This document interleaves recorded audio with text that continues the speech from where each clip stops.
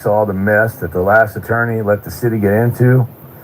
Thomas was advising the city to have an audit, and this scared the crap out of city manager Gary Edwards so bad that he recently resigned.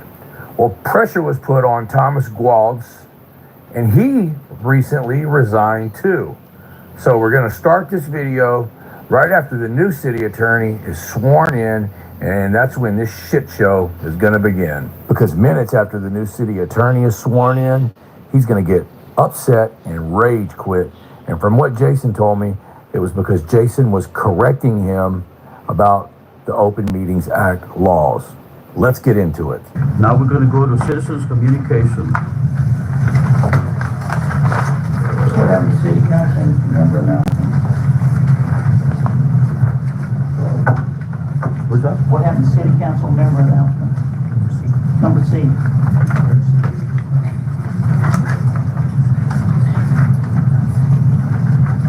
First page, Let's man. see. See, city council Yeah, it doesn't have announcements. nothing underneath it. I got something I'd like to say. This is not on the agenda. City council member announcements. I have something. Yes, I'd sir, like but to there's say. there's nothing underneath it, like. It doesn't have to be mayor. A, B, That's or the C. general rule. Announcement connected to headphones from Heartland. Is that okay? Go ahead, Rodney.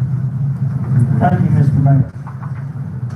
I'd like to talk to this committee or this bunch of citizens out here concerning the way that the city attorney was, and I'm going to put it in my words, run off from this city because of misnumbers and misfacts and lies that were told.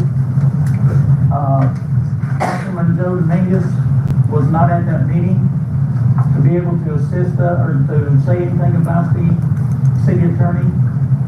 They told him that the deal was done. It wasn't done. There was one more day after that meeting where we could have kept the city attorney had we had the votes there.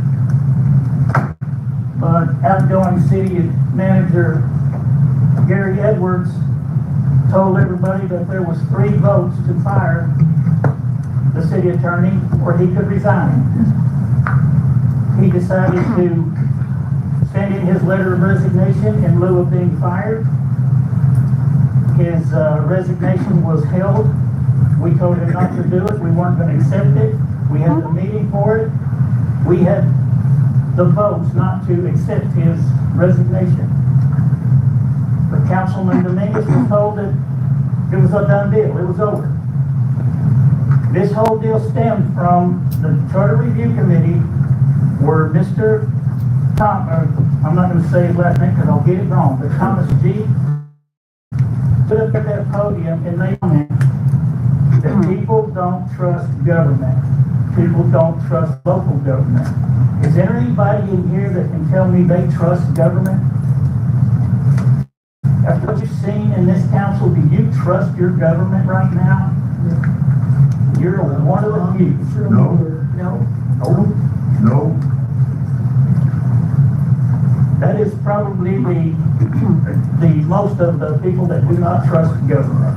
And why should they trust us? They ran a $16 million bond underneath y'all, would not let y'all vote for it because they didn't think you were smart enough to. So they didn't let you vote for it. I'm gonna bet you everyone in here, if you would have had the option to vote for that bond to restore the police department and rebuild another fire department, I want to bet you everyone, if you would have voted yes for it, it would have had been on the ballot. Been on the ballot, yeah. Am I correct? Yep. There's no portion. That's all that had to be done was put on the ballot and to tell people that you trust them because you want their trust. And because of that, we know, I wasn't here then, but I don't feel like you trust us now anyway because of things like that. And things like were done to that city attorney. He spoke the truth and he hurt two people's feelings. Oh my gosh. I've been in public service all my life. I know what it's like to work for the people. Mr. Valdez, I have nothing against you. I know you're a good attorney. I know you're going to be a judge, but the way that you were brought in here was not right. They should not have fired or run off our city attorney who was trying to help this council was trying to help this city